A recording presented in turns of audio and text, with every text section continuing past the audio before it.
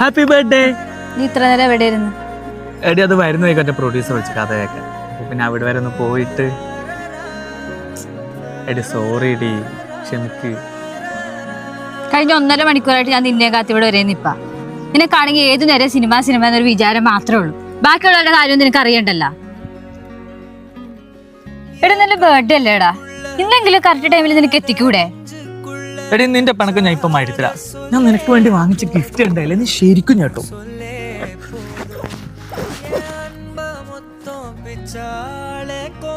I don't think this is going to work out. I'm sorry.